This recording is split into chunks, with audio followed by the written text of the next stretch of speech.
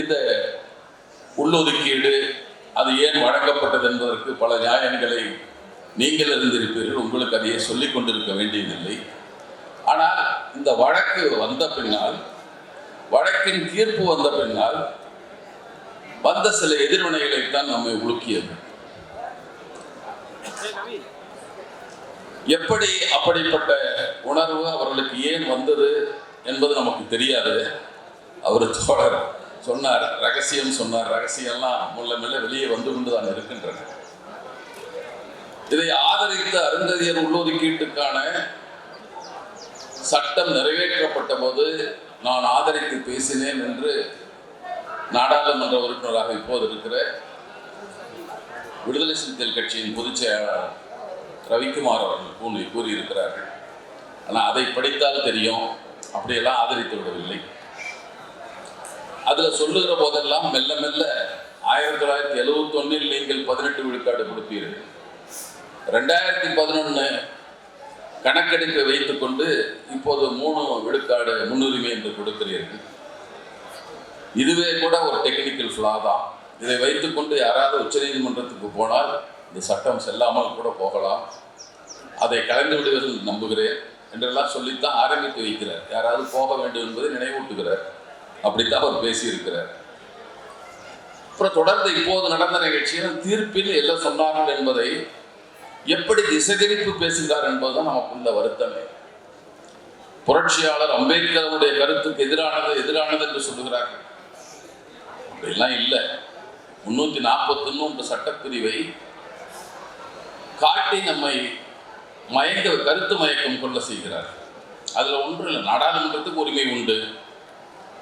அதை குடியரசுத் தலைவர் ஒரு அறிவிக்கையின் வழியாக பட்டியலினத்தில் ஒரு ஜாதியை அல்லது ஜாதியின் ஒரு பிரிவை இணைப்பதற்கோ அல்லது வளர்ந்துவிட்ட பிரிவு என்று கருதி விளக்குவதற்கோ நாடாளுமன்றம் சட்டம் செய்யும். அதை குடியரசுத் தலைவர் அறிவிப்பை செய்வார். இவ்வளவுதான் அதுல இருக்கு. அதுல உள்ளொதுக்கீட்டை பற்றி எந்த பேச்சும் இல்லை. ஆனால் அம்பேத்கரின் எழுத்துக்களில் ஏராளமான இடங்களில் அதை பற்றி சொல்லியிருக்கிறார். ஒரு இடம் அவருடைய அமைப்பு ஒன்றை நடத்தி கொண்டிருந்தார். வைஷ்கர ஹிதாரணி சபா என்று ஒன்று, ஒடுக்கப்பட்டோர் மேம்பாட்டுக்கான இயக்கம். அதில் பெற்ற நன்மைகள் எல்லாம் மகர் இனத்திற்கே போகிறது என்று ஒரு குற்றச்சாட்டு வருகிறது. அது வந்து இவர் இல்லை, இவங்க நடத்தி இவங்க கோரிக்கையின் அடிப்படையில் வருகிறது. அப்போது இல்லை, இந்த அமைப்பின் வழியாக சமார் ஜாதியை சார்ந்த ஒருவரை மும்பை கார்பரேஷனின் நியமன உறுப்பினராக உருவிப்பதற்கு நாங்கள் ஏற்பாடு செய்திருக்கிறோம். பம்பாய் பாலுன்னு ஒருத்தர், பிரபல கிரிக்கெட் வீரர், அப்போது பெரிய கிரிக்கெட் வீரர். அவர் தான் பூனா ஒப்பந்தத்தின் போது அம்பேத்கருக்கு துரோகம் அளித்து எதிர் தரப்பிலிருந்து கையெழுத்து போட்டவர் அவர் தான். அவரை செய்திருக்கிறோம் என்று சொல்லுகிறார். அதை விட அது சொல்லுகிறார், மாம் என்கிற ஒரு ஜாதி இருக்கிறது, அது ஒதுக்கப்பட்டதாக மிகவும் அடிமட்டத்தில் இருப்பதாக கருதப்படுகிற ஜாதி. அதில் சொல்லுகிறார், நான் நினைக்கிறேன் மகர் ஜாதியினர் மாம் ஜாதியோடு இரத்த கலப்பு உறவு கொள்ள வேண்டும் என்பது என்னுடைய விருப்பம். அதை விரைவில் செய்ய வேண்டும் என்றும் நான் எண்ணிக்கொண்டிருக்கிறேன் என்று சொல்லுகிறார். இப்படிப்பட்ட ஒருவரை ஏதோ அவர் வந்து உள்ளொதுக்கீட்டுக்கெல்லாம் எதிரானவர், உள்ளொதுக்கீடு தேவை மாம் இனத்திற்கு இன்னொரு இடத்துல பேசுறார். தாதரில் ஒரு கூட்டத்தில் பேசுகிறார்.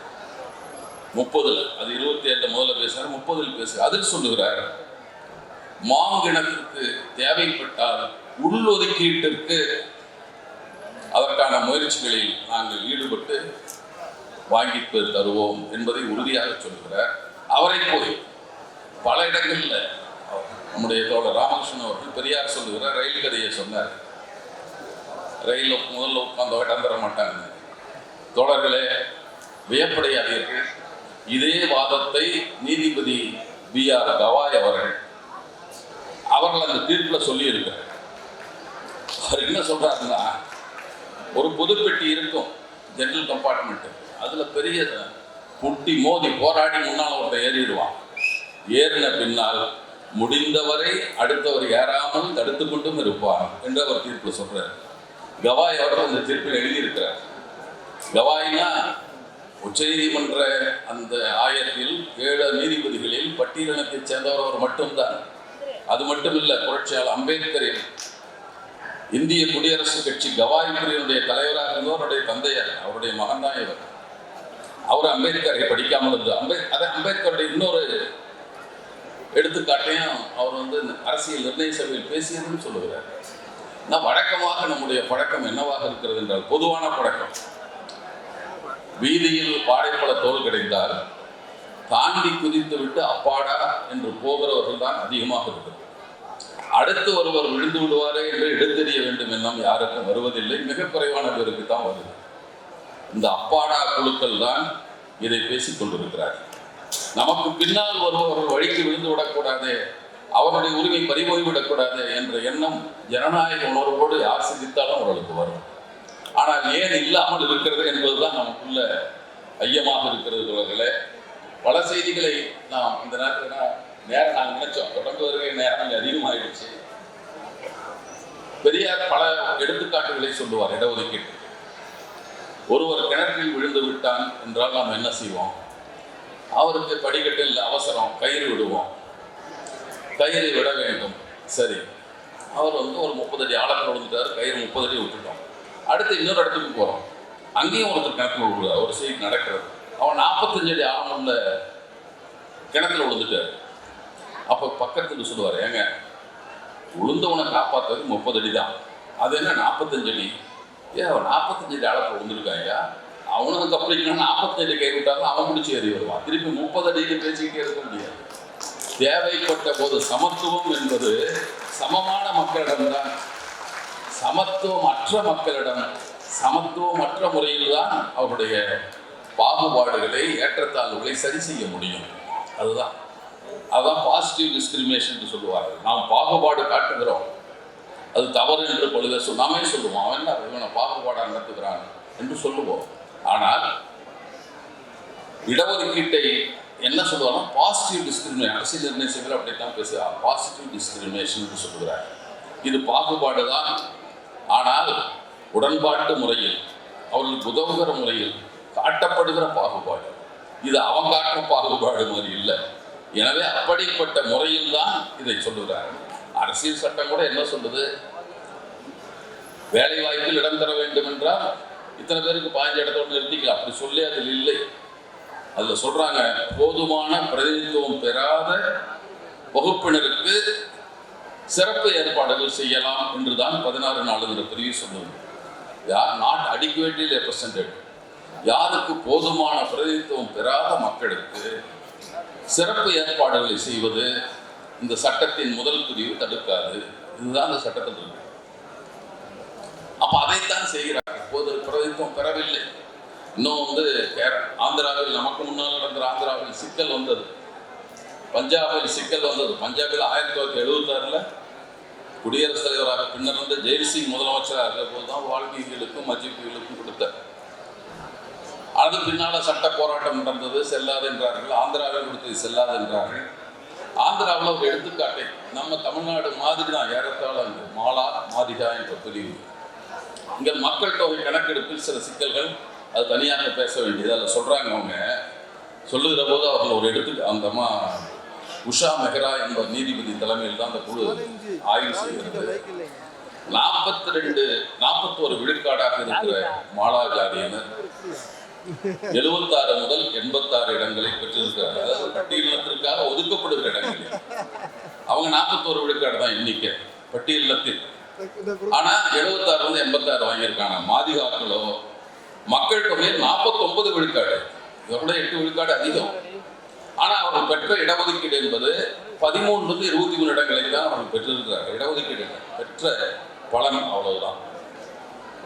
குறைவான எண்ணிக்கை உள்ளவர்கள் அதிகமான இடங்களையும், ஏறத்தாழ 3/4 பங்கு இடங்களையும், அதிக எண்ணிக்கை உள்ளவர்கள் 1/4 பங்கு இடங்களுக்கு பெறாத நிலையும் எடுத்துக்காட்டியதால் தான் அங்கு சட்டம் வந்தது. ஆனால் அதை கலைஞர் மிக லாபகமாக செய்தார். இது முன்னுரிமை ஒதுக்கீடு என்று சொன்னார். ஒருவேளை ஒதுக்கீடுன்னு சொன்னா அப்போ ஏதாவது ஆயிருக்குமோ தெரியாது. ஏன்னா நீதிபதிகள் கருத்தை மாற்றிக்கொண்டே வருவார்கள். முதல்ல சொன்னதற்கு வேற மாதிரி கூட இருக்கலாம். முதல்ல ஒரு நீதிபதி சொன்னார் 341 362 எதிரானது என்றுதான் ஆந்திராவினுடைய உள்ளொதுக்கீட்டு சட்டம் பட் ஆனால் இந்த நீதிபதி சொல்றாங்க அது தப்பான தீர்ப்பு, சின்னையா தீர்ப்பு என்பது தவறான தீர்ப்பு, அப்படி ஒன்றும் சட்டத்தில் இல்லை என்று 7 நீதிபதிகள் சொல்கிறார். எனவே இந்த நேரத்தில் தொடரல அம்பேத்கர் அழகாக ஒரு சொல்லை சொன்னார், நாம் விரும்புவது நேர்மையான பங்கை தவிர சமத்துவமான பங்கை அல்ல என்று சொன்னார். நேர்மையான பங்கு தாயா வேணும், ஈக்குவிட்டி என்ற சொல்லை சொன்னார். ஈக்குவாலிட்டி இல்லை, எல்லாருக்கும் சம பங்குன்னு இல்லை, யாருக்கு அதிகம் வேணுமோ அவங்களுக்கு அதிகமாக கொடுக்கணும். நாங்கள் விரும்புவது நேர்மையான பங்கு என்பது ஈக்குவிட்டி என்ற சொல்லுக்கு மொழிபெயர்ப்பாக சரியான மொழிபெயர்ப்பாக எனக்கு தெரியாது. ஆனால் நாங்கள் விரும்புவது சம பங்கு என்பது வேறு, நேர்மையான பங்கு என்பது வேறு, ரெண்டுக்கும் வேறுபாடு இருக்கிறது. எனவே அந்த முறையில் கொடுக்கப்பட்ட இந்த ஒதுக்கீட்டை இதை பல நேரங்களில் பல காலகட்டங்களில் குரல் எழுப்பப்பட்டிருக்கிறது. அது குரல் மென்மையாக இருந்திருக்கலாம். ஏன்னா இப்போ நாங்கள் 2012 எங்கள் திராவிட விடுதலை கழகம் என்ற புதிய பெயரோடு ஒரு தீர்மானத்தை நிறைவேற்றும். எங்களுடைய செயல்பாடுகளில் ஒவ்வொன்றாக சொல்லிட்டு ஒரு செயலுக்கு சொன்னோம், குரலற்ற மக்களின் குரலாக நாங்கள் இருப்போம் என்பதற்கு சில ஜாதிகளை சொன்னோம். எண்ணிக்கை பலமும் இருக்காது, வலிமையாக ஒலிக்கிற குரலும் அவரிடம் இருக்காது, பணபலமும் இருக்காது, எதுவும் இருக்காது. எண்ணிக்கை பலம் இல்லை, பணபலம் இல்லை, செல்வாக்கு இல்லை, அவங்க என்ன செய்வார்? அப்படி நிறைய பேர் இன்றும் இருக்கிறார். குரல் எழுப்ப கூட முடியாதவர்கள். குதிரை வண்ணானை பற்றி சொல்லுறோம்.